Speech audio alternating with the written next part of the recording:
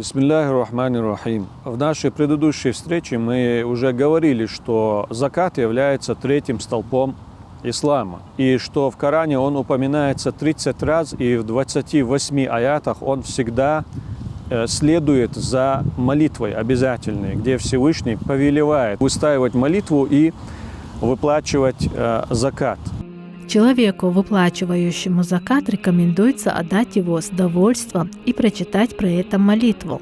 «О наш Господь, прими от нас, поистине Ты всеслышащий и всезнающий». Касательно вопроса, насколько греховна невыплата заката после того, как он станет обязательным, здесь по этому вопросу, конечно, присутствуют аяты и хадисы.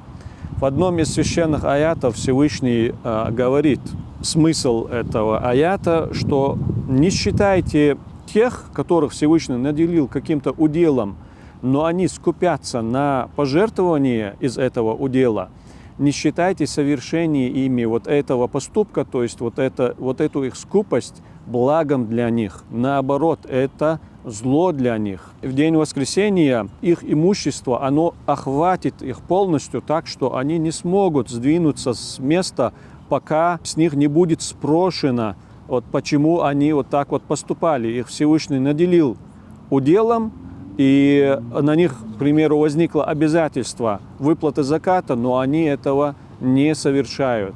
И вот это не является благом для них, а наоборот является злом. И в судный день они обязательно будут спрошены об этом.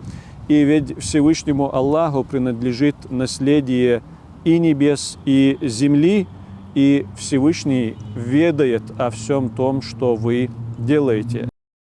Единогласное мнение ученых таково: отрицающий обязательность заката является неверным, потому что он не признает истинность Корана и Сунны и отвергает общественные религиозные положения. В одном из хадисов посланник Аллаха, саллаллаху алейхи вассалям, говорит: если какие-либо люди где-нибудь перестанут выплачивать закат, то Всевышний Аллах непременно испытает их голодом и засухой. Отказывающийся от выплаты заката по причине скупости, не отрицая его обязанность, хотя и не является кафиром, неверно, но совершает большой грех. Тех, кто не выплачивал закат, ждет суровое наказание в судный день. Хадис. В день воскресения богатство, дарованное Аллахом тому, кто не выплачивал закят, предстанет перед ним в образе плешивого ядовитого змея с 2 черными пятнами на глазах, который обовьется вокруг него, вопьется ему в щеки и скажет: «Я твое богатство, я твое сокровище». Пророк, да благословит его Аллах и приветствует, сказал: когда люди откажутся выплачивать закат, Аллах лишит их дождя, и если бы не животные, не было бы им дождя. Если же говорить о вознаграждении за выплату заката, то и снова в известном хадисе посланник Аллаха, саллаллаху алейхи вассалям, поведал, что Всевышний больше всего любит, когда его рабы совершают именно обязательные поклонения. Нам всем известно, какое большое вознаграждение полагается жертвующим из своего имущества. Это если дело касается обычного добровольного пожертвования. Что касается самого заката, то это у Всевышнего считается намного лучшим благодеянием.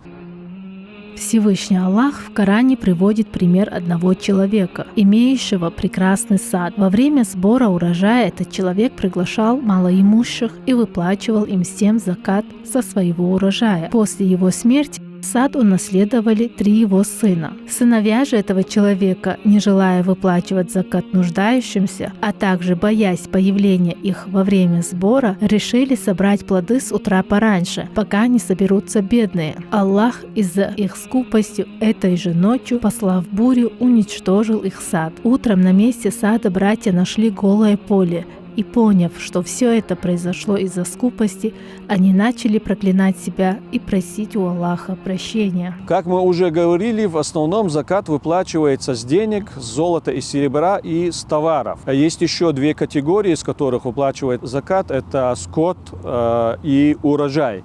А касательно скота и урожая, там есть свои нюансы, свои дополнительные детали. Сейчас мы коснемся некоторых деталей, о которых мы не упоминали в нашей предыдущей встрече.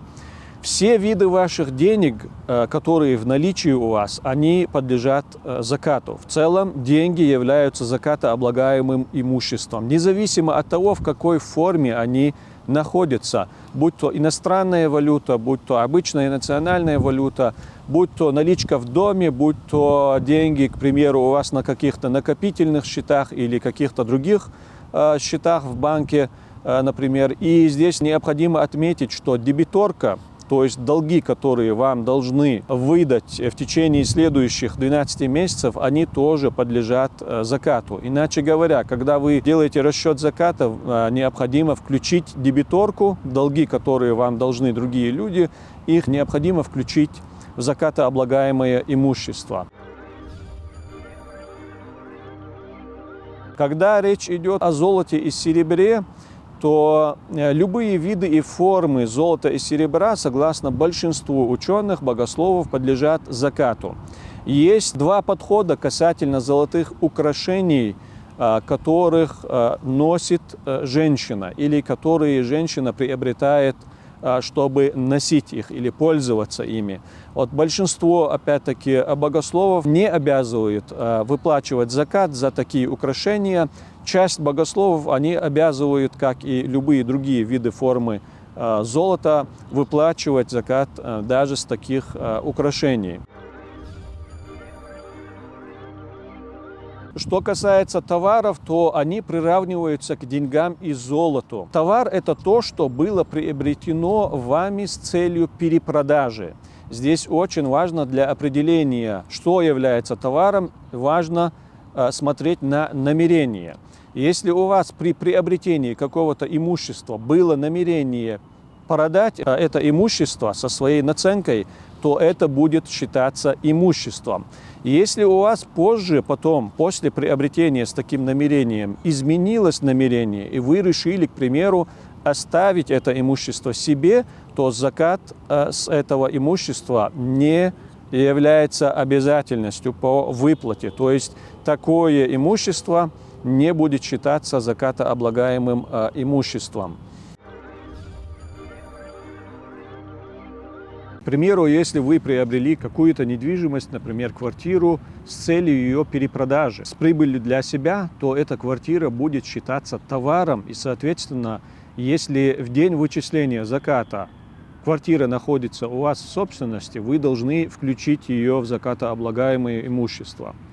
Точно так же и автотранспорт. Если вы приобретали автотранспорт с целью перепродать машину, автотранспорт, и в день вычисления заката автотранспорт находится в вашей собственности, соответственно, вы должны включить стоимость этого автотранспорта, как и стоимость недвижимости или квартиры, в закатооблагаемое имущество. Однако, если вы приобретали, мы уже говорили об этом при нашей первой встрече, если вы приобретали квартиру с целью сдачи в аренду, не для продажи, у вас не было намерения купить квартиру с целью перепродажи, вы хотели, к примеру, сдавать эту квартиру в аренду, возможно, в будущем когда-то вы захотите ее продать, когда поднимется цена и так далее, но в таком случае квартира не будет считаться товаром и, соответственно, не будет облагаться закатом. Эти же положения относятся и ко всем другим видам имущества. Золото, серебро, машины, строительные материалы, еда, пища и так далее. Если вы чем-то торгуете, а иначе говоря, покупаете, приобретаете что-то с целью перепродажи с прибылью для себя, то это все считается товаром и приравнивается к деньгам и золоту и серебру.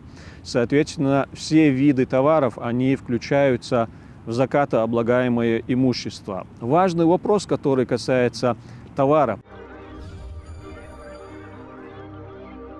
По какой цене необходимо рассчитывать закат по товару? По цене приобретения, по цене продажи. Расчет заката по товару необходимо делать именно по рыночной цене. Что делать, если человек торгует оптом и в розницу? Если он всегда торгует оптом, то он делает расчет по товару по оптовой цене. Если торгует в розницу, то по розничной рыночной цене. И если же он торгует и так, то необходимо посмотреть, больше всего торгует он оптом или в розницу. Что преобладает, какой вид или какая форма торговли преобладает. Если преобладает опт, то цена всего товара рассчитывается как оптовая цена. Если же преобладает розница, то и цена по товару или стоимость товара рассчитывается как розничная цена. Как мы уже упоминали ранее, по серебру, по золоту, по серебру, по деньгам есть одно существенное условие, условий их два условия, но одно из них – это достижение такого вашего имущества, достижение им минимального размера. Если ваше имущество, золото или серебро, товары или деньги, оно не достигло минимального размера, то оно не облагается закатом. Если же оно достигло минимального размера, сейчас мы расскажем, какой это размер и что за размер, и как он выражается. Если же оно достигло минимального размера и с момента достижения прошел 1 год, календарный лунный год, то именно в тот день, в тот момент возникает обязательство по выплате заката. Минимальный размер имущества, по достижении которого оно облагается закатом, это эквивалентная стоимость 85 граммов чистого золота. То есть 3 девятки. Если ваше имущество, само золото или серебро, мы сейчас говорим о товаре, деньги или товары, они достигли эквивалента стоимости 85 граммов золота, значит, оно уже начало облагаться закатом. Сегодня это может быть примерно около 370 тысяч рублей. Иначе говоря, если ваше имущество в целом достигло около 350 тысяч рублей, вам уже стоит задумываться или задуматься над тем, как выплатить закат, спросить у знающего человека, изучить эту тему и исполнить обязательства пред Всевышним Творцом. Что касается самого золота или серебра, которое, к примеру, не является товаром, но оно находится у вас, предположим, хранится с целью инвестиций в форме слитков, банковских депозитов и так далее, то если золото достигло 85 граммов или серебро достигло 595 граммов, то с него тоже выплачивается закат. По всем трем этим видам имущества, золоту и серебру, деньгам и товарам, выплачивается закат в 2,5%, то есть 1/40 часть.